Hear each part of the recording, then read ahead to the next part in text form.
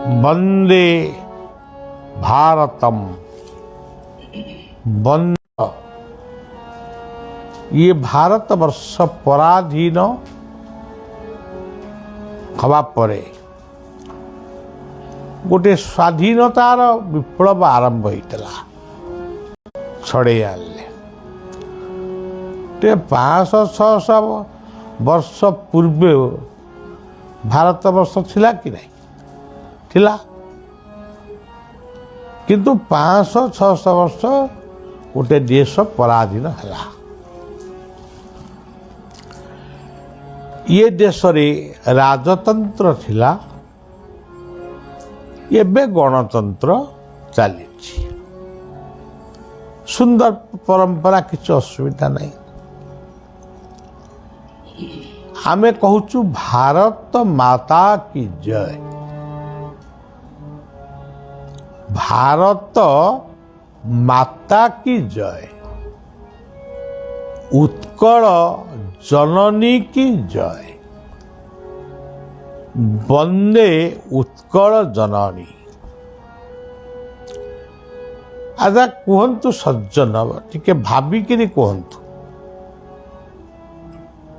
जदि आमे कहिबा उत्कल जननी की जय ता सहित जदि कहिबा उत्कल जनक मधुसूदनंकर जय किंबा गोपबंधुंकर जय किंबा फकीर मोहनकर जय जदि एमती कहिबा कथाटा कौन प्रकृत में भल लगे। उत्कल जननी से स्वतंत्र तांको कोलमंडन करिचंती पुत्र भावरे संग्रामी भावरे त्यागी भावरे गोपबंधु मधुसूदन इत्यादि इत्यादि विजु पट्टनायक पर्यंत तांको कोल मंडन करी निजको धन्य करिसंती। सेमती हमें कहूचु भारत माता की जय। माँ जदि आमर भारत हला तले जनक किए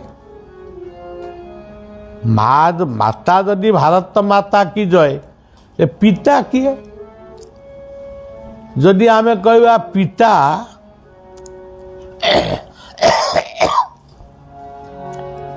जवाहरलाल नेहरू सरदार वल्लभ भाई पटेल गोटे ना कहवा एते गुड़ाक ना नहीं गोटे ना चिंता करी कहवा जन कह ना भारतर जनक होउचंती पिता होउचंती महात्मा गांधी तमने भारत मातांकर स्वामी कौन होउचंती महात्मा गांधी।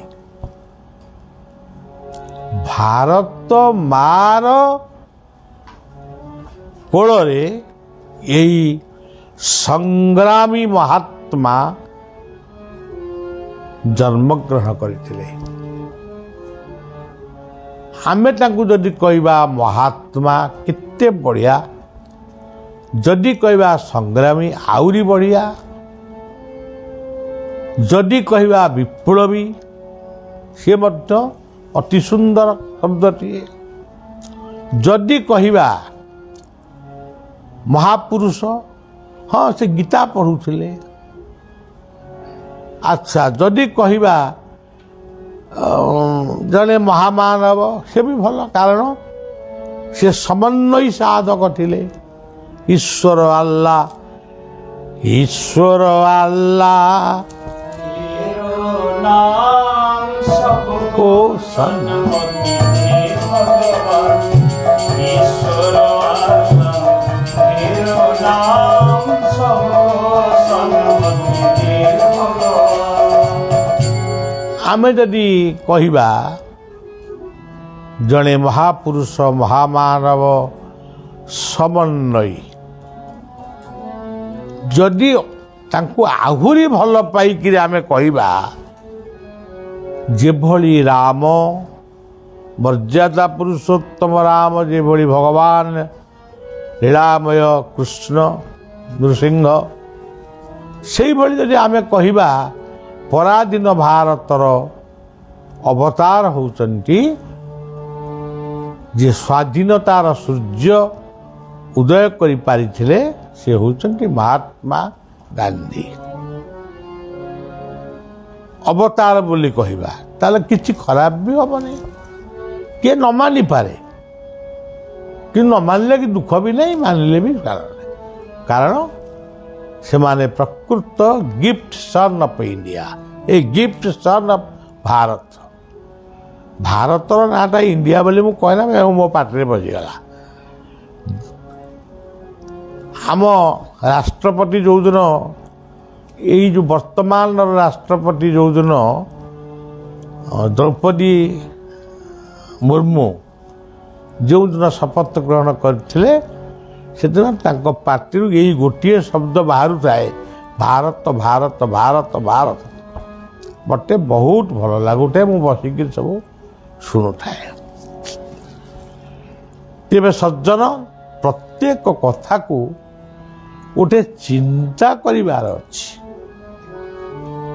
ଯେଉଁ କଂଗ୍ରେସ ଆମେ କହୁଛୁ, ଦାବି କରୁଛୁ, ଆମେ ବା ଆମ ଦଳ ଭାରତକୁ ସ୍ୱାଧୀନ କଲେ, ଭଲ ହେଲା, କିଛି କ୍ଷତି ନାହିଁ। ତମେ ନ କରିଥିଲେ ଆଉ କିଏ କରିଥାନ୍ତା? କିନ୍ତୁ ତମେ ସ୍ୱାଧୀନ କଲ, ଏହା କ'ଣ ସତ୍ୟ? ମହାତ୍ମା ଗାନ୍ଧୀଙ୍କ ଆସିବାର ବହୁ ପୂର୍ବରୁ ଦେଶର ସ୍ୱାଧୀନତା ସଂଗ୍ରାମ ଆରମ୍ଭ ହୋଇଛି। ତେବେ ଶେଷ ଲୋକ, ସେ ଶ୍ରେଷ୍ଠ ଲୋକ ଭାବରେ ସୁପରିଚିତ ହେଲେ, ଭାରତର ବରପୁତ୍ର ଭାବରେ ସେ ପରିଚିତ ହେଲେ। ଏ ତ ଅତି ଆନନ୍ଦ କଥା। ଆମ 10 ଅବତାର ପରେ ଯଦି ତାଙ୍କୁ 11 ଅବତାରରେ ନିଆଯିବ, ଆଉ କିଛି କାହାର କିଛି କହିବାର ନାହିଁ, କାହାର କ'ଣ ରହିବ, ମୋର କିଛି ରହିବନି। କିନ୍ତୁ ଭାରତ ମାତା ଜାତିର ପିତା ହେଉଛନ୍ତି ଗାନ୍ଧୀ। ତାଙ୍କ ସମ୍ପର୍କଟା କ'ଣ ହେଲା? ସ୍ୱାମୀ ସ୍ତ୍ରୀର ସମ୍ପର୍କ କି? ମାଆକୁ ପୁଅ ସହିତ ଯୋଡ଼ି ଦିଆହେଉଛି। ଯେଉଁମାନେ ଯୋଡ଼ିଛନ୍ତି ସେ ଖରାପ ଉଦ୍ଦେଶ୍ୟରେ ଯୋଡ଼ି ନାହାନ୍ତି, ଏତେ ଭଲ ପାଇଛନ୍ତି ଯେ ଭାବ ପ୍ରବଣରେ କହିଛନ୍ତି ଜାତିର ଜନକ ମହାତ୍ମା ଗାନ୍ଧୀ। ଇଏ ହେଉଛି ଗୋଟେ କଥା। ତେବେ ଯେଉଁ କଂଗ୍ରେସ ଭାରତର ପ୍ରଥମ ସ୍ୱାଧୀନତା ସଂଗ୍ରାମର ଦଳ, ଏତେ ବର୍ଷ ସ୍ୱାଧୀନତା ହେଇସାରିଲା ପରେ ଯେଉଁ ଇଂରେଜ ମାନଙ୍କର ଦୁର୍ଗ ଥିଲା କୋଲକାତା, ସେଇଠିକାର ଜଣେ MP ସିଏ କହୁଛନ୍ତି ଭାରତର ରାଷ୍ଟ୍ରପତ୍ନୀ ଦ୍ରୌପଦୀ ମୁର୍ମୁ। ଏହା କ'ଣ ପ୍ରକୃତରେ ସେ ଜାଣିକିରି କହିଛନ୍ତି ଖତେଇ ହେଇ, ଯେ ଗୋଟେ ଖଟେଇ ହେଇ କହିବା ଦ୍ୱାରା ବି ଟିଭି ପରଦାରେ ସେ ବହୁତ ଚର୍ଚ୍ଚାର ବିଷୟ ହେଲେ। ତାଙ୍କୁ ସେମିତି କେହି ଜାଣିନଥାନ୍ତି, ବର୍ତ୍ତମାନ ଭାରତ କ'ଣ ବିଶ୍ୱଯାକ ଜାଣିଲେଣି ତାଙ୍କର ନାଁ। ପତି ଆଉ ପତ୍ନୀ ଶବ୍ଦକୁ ଯିଏ ବ୍ୟବହାର କରି ଜାଣିନାହାନ୍ତି, ଦ୍ରୌପଦୀ ମୁର୍ମୁ ହେଉଛନ୍ତି ଭାରତର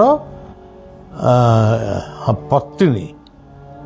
ତାହେଲେ ଭାରତ କ'ଣ? ଭାରତ ତ ଗୋଟିଏ ନାରୀ, ତାଙ୍କୁ ମା ରୂପରେ ସମ୍ମାନ।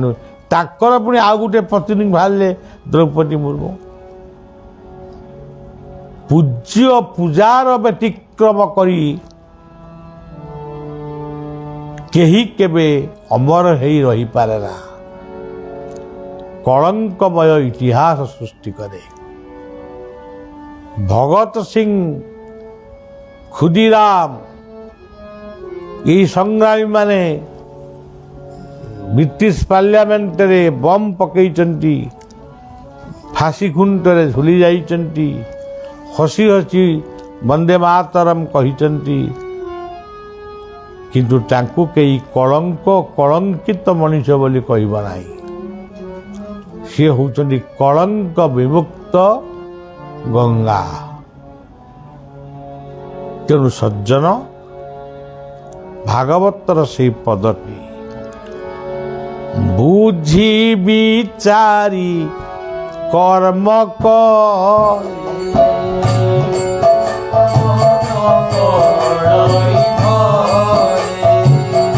ବୁଝି ବିଚାରି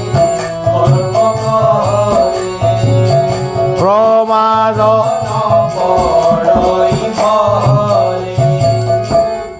ଆମେ କହିବା ଏଗୁଡ଼ା ସବୁ ଭାଗବତ କହିଛି, ଭାଗବତ ଗୁଡ଼ାକ ସବୁ ବୁଢ଼ା ପଢ଼ିବେ, ହଡ଼ା ପଢ଼ିବେ, ବାବାଜୀ ପଢ଼ିବେ, ମାତାଜୀ ପଢ଼ିବେ, ଏଗୁଡ଼ା କ'ଣ ଆମର ଦରକାର? ଦେଶ କଥା କେଉଁଠି ଇଏ ଗୋଟେ ଭାଗବତର କହିଲେ ବୁଝି ବିଚାରି କାମ କଲେ ନାଇଁ।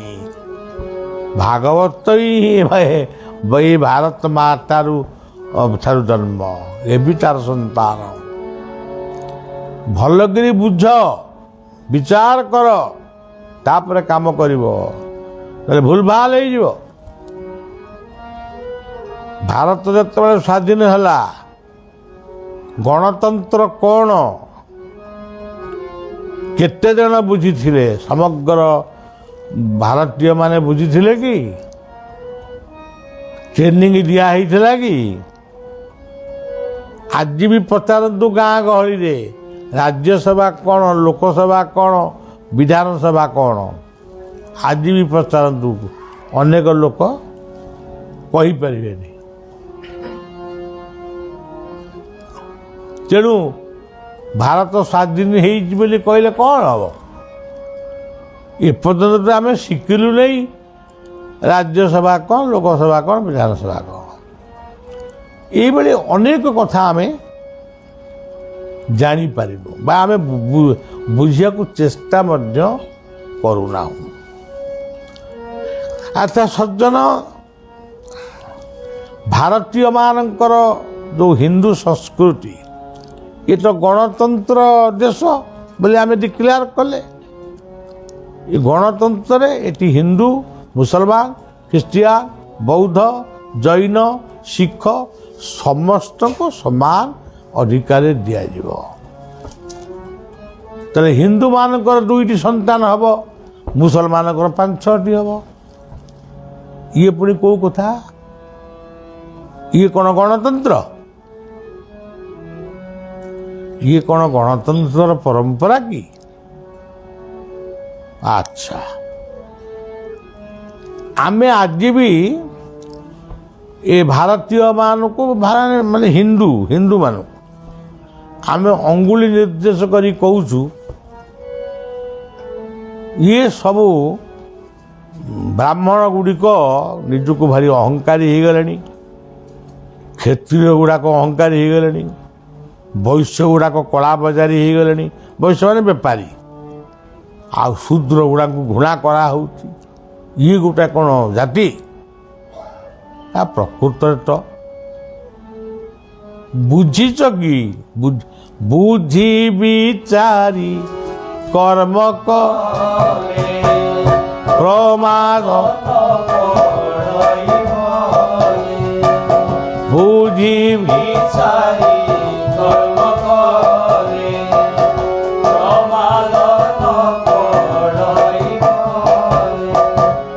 ଯେଉଁ ଦେଶର କୋଳରେ ହିନ୍ଦୁ ତା ଠାକୁରକୁ ଡାକେ, ମୁସଲମାନ ତା ଠାକୁରଙ୍କୁ ଡାକେ,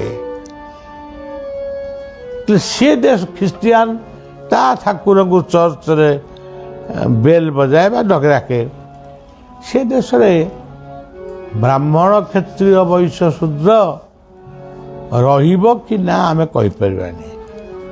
କର୍ମାନୁସାରେ ବ୍ରାହ୍ମଣ ହେଇପାରିବେ, କର୍ମାନୁସାରେ ସୈନିକମାନେ କ୍ଷତ୍ରିୟ, ଆଜିର ବ୍ୟବସାୟୀମାନେ ବୈଶ୍ୟ, ଆଜିର ରାଷ୍ଟ୍ର ସେବକମାନେ ଶୂଦ୍ର, ଆଜିର ଦେବାର୍ଚ୍ଚନ କରୁଥିବା ସାଧକମାନେ ବ୍ରାହ୍ମଣ, ମୌଲବୀମାନଙ୍କ ଭିତରେ ମୌଲବୀମାନେ ବ୍ରାହ୍ମଣ, ତାଙ୍କ ଭିତରେ ଯେଉଁମାନେ ଯୁଦ୍ଧ କରୁଛନ୍ତି କ୍ଷତ୍ରିୟ, ସବୁ ଦେଶରେ ଏ କଥାଟା ରହିଛି। କିନ୍ତୁ ଆଗରୁ ଥିଲା ଗୀତା କହୁଥିଲେ ଚାତୁର୍ବର୍ଣ୍ଣ୍ୟଂ ମୟା ସୃଷ୍ଟା ଗୁଣ କର୍ମ ବିଭାଗ। ଯେଉଁ ମହାତ୍ମା ଗାନ୍ଧୀ ଜଗନ୍ନାଥଙ୍କ ଦର୍ଶନକୁ ଗଲେ ନାହିଁ, କାରଣ ସେଠାକୁ ସବୁ ଜାତିର ଲୋକ ଯାଇପାରୁନାହାନ୍ତି, ତେଣୁ ବୁଝିବେ। କସ୍ତୁରୀବା ଗଲେ, କିନ୍ତୁ ମହାତ୍ମା ଗାନ୍ଧୀ ଆମ ତେଲଙ୍ଗା ପେଣ୍ଠ ନୂଆଗଡ଼ ପାଖରେ ସେ ରହିଲେ, କ୍ୟାମ୍ପ କରି କସ୍ତୁରୀବା ଯାଇ ପୁରୀ ଶ୍ରୀକ୍ଷେତ୍ର ବୁଲିକି ଆସିଲେ। ଆଚ୍ଛା, ମୁଁ ଗୋଟିଏ କଥା ଆପଣମାନଙ୍କୁ ପଚାରୁଛି, ମୁଁ ବୁଝିପାରୁନି, ଯଦି ଆପଣମାନେ ବୁଝିଥିବେ ମୋତେ ଟିକେ ଦୟାକରି ବୁଝେଇବେ। ମୁଁ ମୋର ଟିକେ ବୁଝିପାରିଲେ ଭଲ ହେବ। ଆଉ ଇଏ ଗୋଟେ ବ୍ରାହ୍ମଣ କ୍ଷତ୍ରିୟ ବୈଶ୍ୟ ଶୂଦ୍ର, ତା ଭିତରୁ ଜନ୍ମ ହେଲେ 36 ପାଟକ, ଗୁଡ଼ିଆ, ବଢ଼େଇ, କମାର, ରଜକ, ବାରିକ, ଏତେ ଜନ୍ମ ହେଲେ। କିନ୍ତୁ ଭାରତର ସ୍ୱାଧୀନତା ପରେ ପରେ ଆଉ ଗୋଟେ ଜାତି ସୃଷ୍ଟି ହେଲା, ଯେଉଁ ଜାତିକି ମହାତ୍ମା ଗାନ୍ଧୀ ସୃଷ୍ଟି କଲେ। ସେ ଜାତିର ନାଁ ହେଲା ଗାନ୍ଧୀ। ପ୍ରଥମେ ଫିରୋଜ ଖାଁଙ୍କୁ ଫିରୋଜ ଗାନ୍ଧୀ କୁହାଗଲା। କାହିଁ ଫିରୋଜ ଖାଁ ରହିଥିଲେ କ'ଣ ହେଇଥାନ୍ତା? ଏବା ଗଣତନ୍ତ୍ର ଆଣିଲ, ଫିରୋଜ ଖାଁ ସେ ଫିରୋଜ ଖାଁ ହେଇ ରହିଥାନ୍ତେ। ଫିରୋଜ ଗାନ୍ଧୀ, ତାଙ୍କୁ ଯିଏ ବିବାହ ହେଲେ ସିଏ ହେଲେ ଇନ୍ଦିରା ଗାନ୍ଧୀ। କାହିଁ ଜବାହରଲାଲ ନେହେରୁ ଇନ୍ଦିରା ତାଙ୍କର କ'ଣ କାଷ୍ଟ ছিল, କହିଥିଲେ କ'ଣ ଅସୁବିଧା ହେଇଗଲା?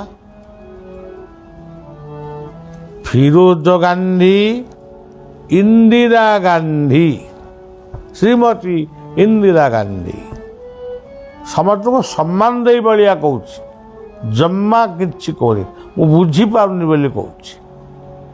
ଇନ୍ଦିରା ଗାନ୍ଧୀ ତାପରେ ଆସିଲେ, ତାଙ୍କଠାରୁ ଆସିଲେ ରାଜୀବ ଗାନ୍ଧୀ, ସଞ୍ଜୟ ଗାନ୍ଧୀ। ଗଲା, ବାପା ନାଁ କୁଆଡ଼େ ଉଡ଼ିଗଲା, ସବୁ ଗାନ୍ଧୀଙ୍କ ନାଁରେ ହେଲା। ଆଚ୍ଛା, ତାଙ୍କଠାରୁ କିଏ ଆସିଲେ? ରାହୁଲ ଗାନ୍ଧୀ, ମେନକା ଗାନ୍ଧୀ, ମେନକା ଗାନ୍ଧୀ, ବରୁଣ ଗାନ୍ଧୀ।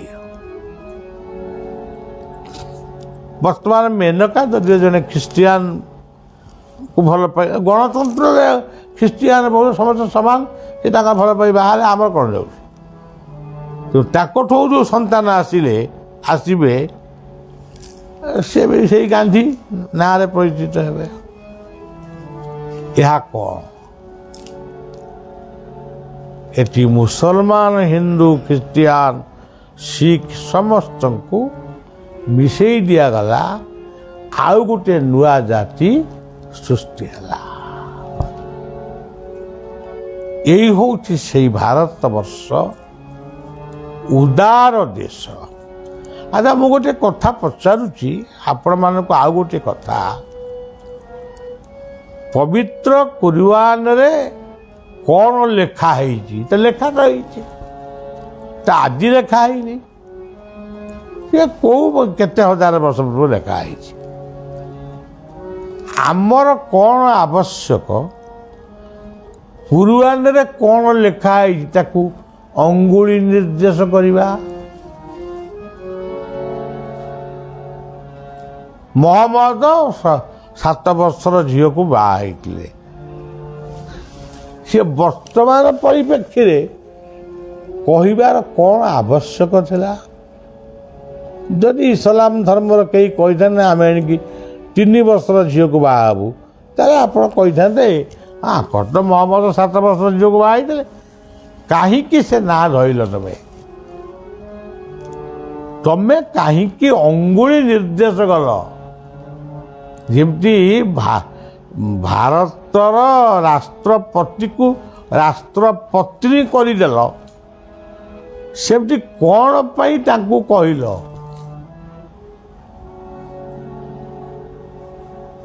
ତମେ ଯେତେବେଳେ ତାଙ୍କୁ କହିଲ ତ କୋରାନରେ ଲେଖା ହେଇଛି, କୋରାନରୁ ଲିଭେଇ ଦେଲନି, ଲିଭେଇ ତ ପାରିବନି। ସୁପ୍ରିମକୋର୍ଟରେ କହିଲନି, ସେ ତାକୁ ବନ୍ଦ କର ବୋଲି କହିଥାନ୍ତେ, କାହିଁ କହିବେ? କାହିଁକି ସେ ବନ୍ଦ କରିଥାନ୍ତେ? ଯାହା ଲେଖା ହେଇছে କହିବେ। ଆମ କୃଷ୍ଣ 16,000 ଗୋପୀଙ୍କ ସହିତ ଲୀଳାଖେଳା କରୁଥିଲେ। କିଛି ଲୋକ ଅଛନ୍ତି ଭାଣ୍ଡାମୀ ଲୋକ, ତାକୁ ଭୁଲ ବାଟରେ ବ୍ୟାଖ୍ୟା କରନ୍ତି। କୃଷ୍ଣଙ୍କର 8ଟି ପାଟ ବଂଶୀ ଥିଲେ, ତା ତତ୍ଵ ଯାଇ କୋଉଠି ତାକୁ ବି ଭୁଲ ବ୍ୟାଖ୍ୟା କରନ୍ତି। କୃଷ୍ଣ ଯେତେବେଳେ ଦେହତ୍ୟାଗ କଲେ, ହଜାର ହଜାର ରାଣୀମାନେ କାଳେ ନିଆଁରେ ଝାସ ଦେଇକିରି ମଲେ। ଏହା ସବୁ କଳଙ୍କମୟ ଅଧ୍ୟାୟ। ଆମେ ଜାଣିଛୁ କୃଷ୍ଣ ହିଁ କୃଷ୍ଣ। ସିଏ କେତୋଟି ବିବାହ ହେଲେ, କିଏ ତାଙ୍କର ଅଗ୍ନିରେ ଝାସ ଦେଇ ମଲେ, ସେଗୁଡ଼ାକ ଆମର କ'ଣ ଦରକାର? ବଳିଆ ଜାଣିଛି କୃଷ୍ଣ କ'ଣ ଲୀଳା କରିଥିଲେ, ମୋର ମନେ ପଡ଼ିବନି ଯେତିକି। ମୋର ଗୀତା ଭଲ ତ ମୁଁ ଭଲ। ସେଥିପାଇଁ ବୈକୁଣ୍ଠ କହିଥିଲେ, ସେ ବି ରାମକୁ ଡାକୁଥିଲେ, ସିଏ କୃଷ୍ଣକୁ ଡାକୁଥିଲେ, କିନ୍ତୁ ଆମକୁ ସବୁ କହିଗଲେ, ଭାଇ ପଢ଼ରେ ଗୀତା ତେଜି କୁଚିନ୍ତା, ଜୀବନକୁ ଦିଅ ପବିତ୍ରମୟ, ଜୀବନକୁ ଦିଅ ପବିତ୍ରମୟ। ଭାଇ ପଢ଼ରେ ଗୀତା ତେଜି କୁଚିନ୍ତା, ଜୀବନକୁ ଦିଅ ପବିତ୍ରମୟ, ଜୀବନକୁ ଦିଅ ପବିତ୍ରମୟ।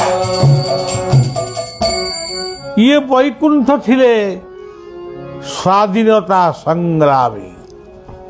ତାଙ୍କ 100 ବର୍ଷ ଯୋଉଦିନ ପୂର୍ଣ୍ଣ ହେଇଥିଲା, ଶିଶୁ ଅନନ୍ତ ଆଶ୍ରମ ତାଙ୍କ ପାଇଁ 100ଟି ଗଛ ଲଗେଇଥିଲା। ତାଙ୍କ ପରିବାର ଲୋକ ବୋଧେ ଭୁଲି ଯାଇଛନ୍ତି। ବର୍ଷକ ଯାକ ପ୍ରତ୍ୟେକ ଦିନ ତାଙ୍କ ଉଦ୍ଦେଶ୍ୟରେ ଆମେ କରୁଥିଲୁ ଶତବାର୍ଷିକ। ମୁଁ କ'ଣ ତାଙ୍କ ଶିଷ୍ୟ? ମୁଁ ତାଙ୍କ ପୁଅ। ଆଚ୍ଛା, ଠାକୁର ଅଭିରାମ କଳି ଭାଗବତ ଲେଖିଲେ, ପଞ୍ଚମ ଜଜକୁ ପଞ୍ଚମନ କଲେ, ତାଙ୍କୁ ଇଂରେଜ ସରକାର ନଜରବନ୍ଦୀରେ ରଖିଲେ, ବାହାରକୁ ବାହାରି ନାହାନ୍ତି। କିନ୍ତୁ ତାଙ୍କ ଲେଖନୀ ମଧ୍ୟ ଶେଷ ହେଇନି, ଚାଲିଛି। ଆପଣ ଦେଖିବେ ପ୍ରାଚୀର ମଧୁସୂଦନ, ଆପଣ ଭାବୁଥିବେ କେତେଜଣ ଏ ବାବା ଇଏ 4 ଜଣ ମହାପୁରୁଷଙ୍କ ଟିକି ଟାକିରି କହୁଛନ୍ତି। ସେ ମୁଁ ଦେଶପ୍ରେମୀ ମାନଙ୍କୁ ମୁଁ ଭଲ ପାଏ। ତାଙ୍କର ପ୍ରାଚୀ ନୟାହାଟର ଅଖଣ୍ଡ ନାମ ମଣ୍ଡପ ଦେଖିବେ, ଆଉ କେଉଁଠି ମୁଁ ଦେଖିନି ମହାତ୍ମା ଗାନ୍ଧୀଙ୍କ ଫଟୋ ରହିଛି ତାଙ୍କ ନାମ ମଣ୍ଡପରେ। ସିଏ ମଧ୍ୟ ସ୍ୱାଧୀନତା, ଭାରତର ସ୍ୱାଧୀନତା ପାଇଁ ସେ ଲେଖିଛନ୍ତି ସଙ୍ଗୀତ। ଖାଲି ଏତିକି ନୁହେଁ, ତାଙ୍କ ଶତବାର୍ଷିକ ବି ଇଏ ସେବକ ପାଳନ କରିଛି। 100ଟି ଗଛ ମାନେ କ'ଣ କରିଛି ଏଇଟା କରି ବିତରଣ କରିଛି ଲୋକ ଲଗେଇବା ପାଇଁ। ସେଇଭଳି ଭାବରେ ବାୟା ହେଉଛନ୍ତି ମୋର ମାନସ ଗୁରୁ, ମୋ ଠାକୁର ନିଗମାନନ୍ଦଙ୍କର ପ୍ରତିମୂର୍ତ୍ତି ବୋଲି ତାଙ୍କୁ ମୁଁ ଧରି ନେଇଛି। ଶ୍ରୀ ଶ୍ରୀ ଠାକୁର ନିଗମାନନ୍ଦ ମୋର ଦୀକ୍ଷା ଗୁରୁ, କିନ୍ତୁ ମୁଁ ତାଙ୍କଠାରୁ କିଛି ଶୁଣିନି। ଇଏ ସ୍ୱପ୍ନରେ ଥରେ 2 ଥର କ'ଣ ଦେଖିଛି, ତାଙ୍କ ବହିରେ କ'ଣ ଲେଖା ହେଇଛି ପଢ଼ିଛି, ପୁରା ବି ମୁଁ ପଢ଼ିନି, ମିଛ କାହିଁ କହି ପଢ଼ିନି, କିନ୍ତୁ ଯାହା ଶୁଣିଛି, ଯାହା ଶୁଣିକିରି ନିଜ ଜୀବନରେ ଲଗେଇଛି, ସେ ବ୍ୟକ୍ତି ହେଉଛନ୍ତି ନାମାଚାର୍ଯ୍ୟ ବାୟା ବାବା। ଆପଣ ଦେଖନ୍ତୁ ଶ୍ରୀ ଶ୍ରୀ ଠାକୁର ଅନୁକୂଳ ଚନ୍ଦ୍ର,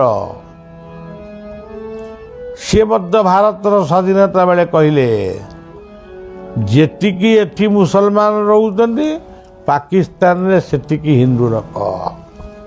ମାନିଲେନି, ଗଣ୍ଡଗୋଳ ଚାଲିଛି। ତାଙ୍କୁ ଦେଶବନ୍ଧୁ ଚିତ୍ତରଞ୍ଜନ ବି ଭକ୍ତି କରୁଥିଲେ।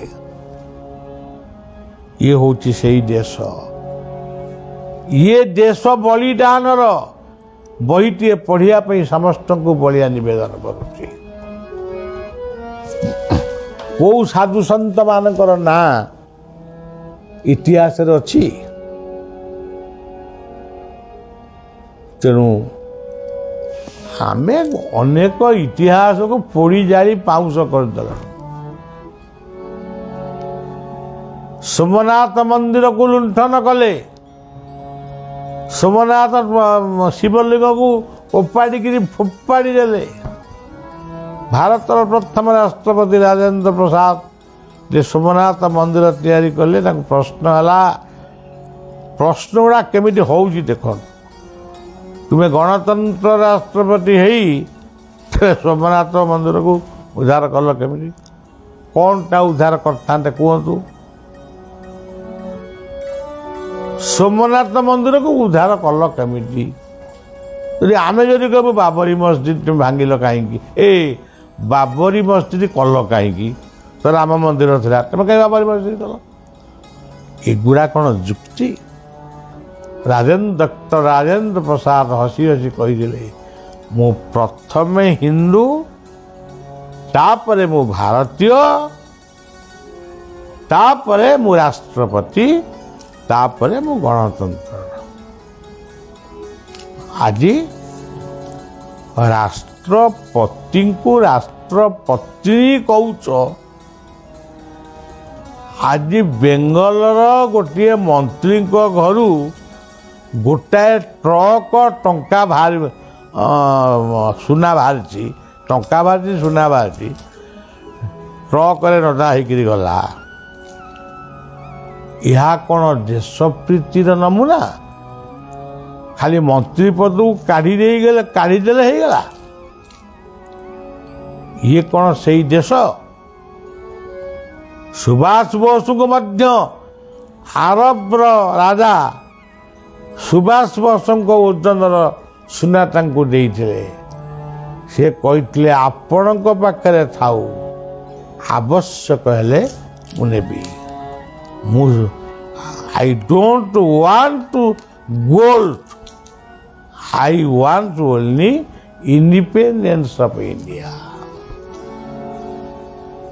ତେଣୁ ସଜ୍ଜନ, ବହୁତ କଥା ଆମେ କହିପାରୁ। ତେଣୁ ସେଇ ମହାତ୍ମା ଗାନ୍ଧୀଙ୍କ ପାଖକୁ ଖାଲି ଯାଇ ଗୋଟେ ଫୁଲ ଟିକେ ଦିଦି ଦଣ୍ଡବତ ହେଇଦିଏ, କ'ଣ ଆମେ ମହାତ୍ମା ଗାନ୍ଧୀ ଦଣ୍ଡବତ, ଏଇଥିରେ କ'ଣ ଗାନ୍ଧୀ ଖୁସି ହୁଅନ୍ତି? ଗାନ୍ଧୀଙ୍କର ପୋଷାକ ତମ ପାଖରେ କାହିଁ?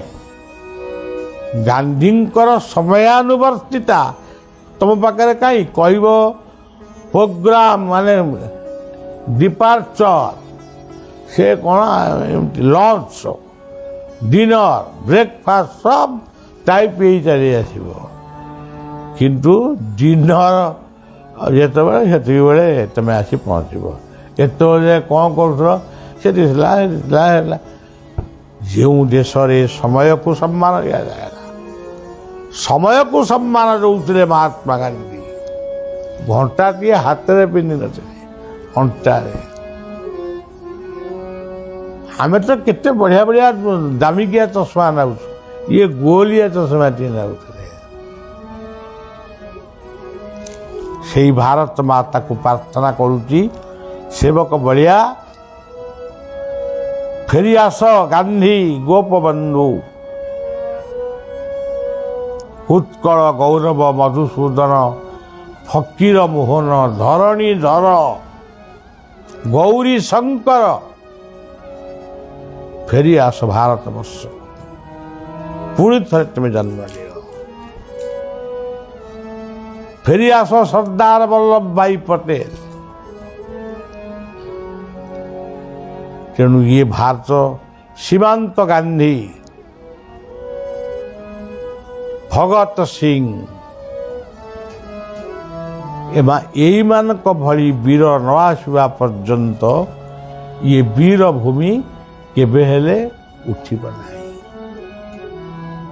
कलंकमय अध्याय सृष्टि करी लंबा लंबा भाषण दे भोट पाई राजनीति कले हम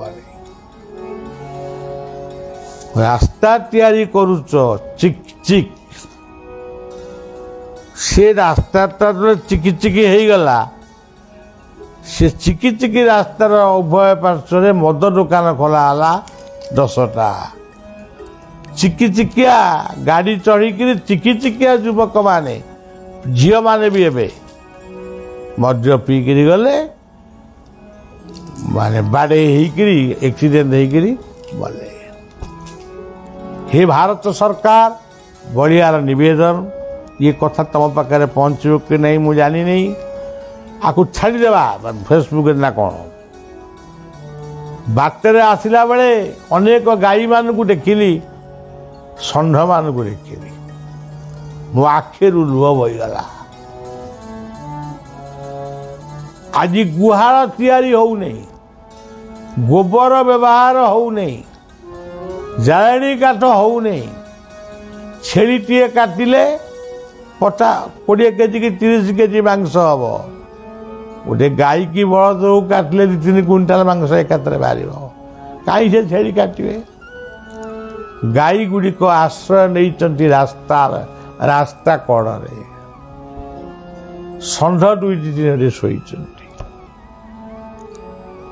मु भाविली प्रभु यही होची भारत वर्ष निरीह जीव मान को हत्या करी तांको रक्त रे आमे आज भारत माता की जय बोली कहूचु आम ठारू निर्लज कही जाए से भीम भई लिखिथिले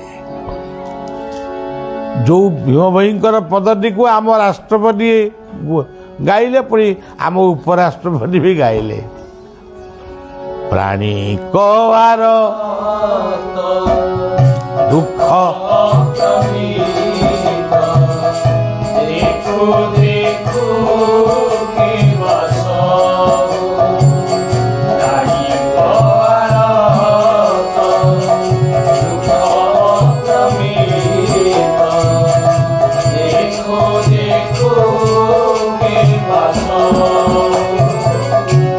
जीवन पछे नटे पानी खाऊ मो जीवन पछे नटे पानी खाऊ जगत उठाय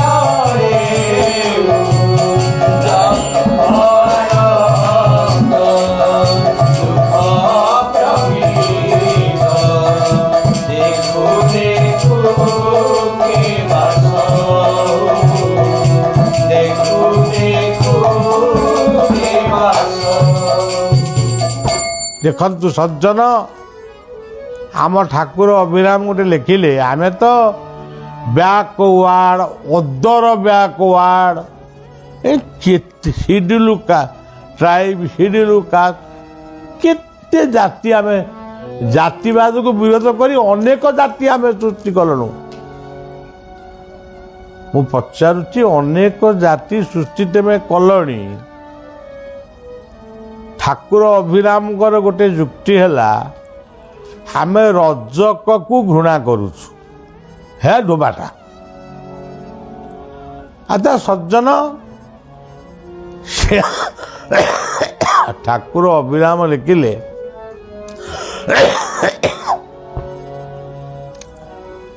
ସେ ରଜକ ଦେହରେ କି ତା ହାତରେ କେତେ ପବିତ୍ରତା ରହିଛି ଯେ ସିଏ ତୁମର ଅଛୁଆଁ ଲୁଗାକୁ ଶୁଦ୍ଧ ଶ୍ରାଦ୍ଧରେ ଋତୁସ୍ନାନରେ ସେ ଲୁଗାକୁ ଛୁଇଁ ଦେଇ ଧୋଇଦେଲେ ସେ ପବିତ୍ର ହେଇଯାଉଛି। ତାହେଲେ ପବିତ୍ର ସିଏ ନା ତୁମେ ପବିତ୍ର? ତୁମେ ଯିଏ ଘୃଣା କରୁଛ ତମେ ପବିତ୍ର ନା ସିଏ ପବିତ୍ର? କିନ୍ତୁ କ'ଣ ହବ, ରଙ୍କ କଥା ବାଙ୍କେ ସେ କରମଳାର ବାବାଇତା ଲେଖିଛି, ସିଏ କ'ଣ ଗୁଡ଼ା ଲେଖିଥିବ, କିଛି ତ କାମ ନଥିଲା ଏହା ଲେଖି ପକେଇଛି ଆଉ କ'ଣ। ସେଥିପାଇଁ କବି ଲେଖିଛନ୍ତି। ବାବୁମାନେ ଟିକେ ସମୟ ନେଇଛି ଆଜି, ଟିକେ ଶୁଣିବେ, ଆକୁ ଥରେ ଦିଥର ଶୁଣନ୍ତୁ।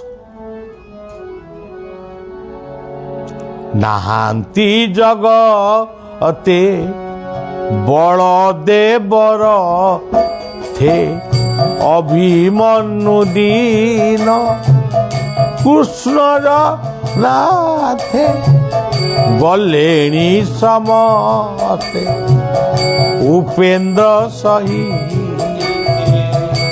ଏକା ତ ଧୋ ଯାବିରା ଶ୍ରୀ କପୁର ତକ ଗଲାଣି ତ ଉଡ଼ି ଖାଲି କନା ଖଣ୍ଡି ରହିଅଛି ପଡ଼ି କେତେ କାଳ ଏ ଦେଖାଇବ ମା ବଇ ମାତୃଭାତୃ ସମାନ ବଇ ମାତୃଭାତୃ ସମାନ। କଥା ଦେଖି ବରଂ ଅଳ୍ପ ଅଳ୍ପ ଶୁଣ, 2-3 ଥରରେ ଶୁଣ। ଯଦି କିଛି ପ୍ରଶ୍ନବାଚୀ ସୃଷ୍ଟି ହୁଏ ମେସେଜ କଲେ ମୁଁ ତାର ଉତ୍ତର ନିଶ୍ଚୟ ଦେବି। ଭୁଲ ବ୍ୟାଖ୍ୟା କରିବେ ନାହିଁ। ସମସ୍ତଙ୍କ ଶୁଭ କାମନା କରି ବଳିଆ ରହୁଛି। ଜୟ ଶିଶୁ ଅନନ୍ତ ରାଜା ଜୟ ସତ୍ୟ ସନାତନ କଳ୍କିରା ଜୟ ଶିଶୁ ଅନନ୍ତ ରାଜା ଜୟ ସତ୍ୟ ସନାତନ କଳ୍କିରା ଜୟ ଶିଶୁ ଅନନ୍ତ ରାଜା ଜୟ ସତ୍ୟ ସନାତନ କଳ୍କିରା ଜୟ ଶିଶୁ ଅନନ୍ତ ରାଜା ଜୟ ସତ୍ୟ ସନାତନ କଳ୍କିରା ଜୟ ଶିଶୁ। ଆଉ ଗୋଟେ କଥା ମୁଁ ଭୁଲିଗଲି କହିବା ପାଇଁ ଯେ ତମେ କୋରାନର କଥାକୁ ସମାଲୋଚନା କଲ, ସେମାନେ ତାକୁ ସହିପାରିଲେ ନାହିଁ। ଗୋଟିଏ ନିରୀହ ଲୋକକୁ ଜଣେ ବା 2 ଜଣ ଲୋକଙ୍କ ବେକକୁ କାଟିଦେଲେ। ତମେ ବର୍ତ୍ତମାନ ଟିଭି ପରଦାରେ ଭୁଲ ମାଗିପାର ନ ମାଗିପାର ସେ ଅଲଗା କଥା, ସେ ଜୀବନକୁ ଆଉ ଫେରି ପାଇବ ତ? ତେଣୁ କେହି କାହାରି ଧର୍ମକୁ ଅଙ୍ଗୁଳି ନିର୍ଦ୍ଦେଶ କରନା, ନିଜ ଧର୍ମକୁ ବଜାୟ ରଖ। ସ୍ୱଧର୍ମେ ନିଧନଂ ଶ୍ରେୟ ପରଧର୍ମ ଭୟାଭୟ।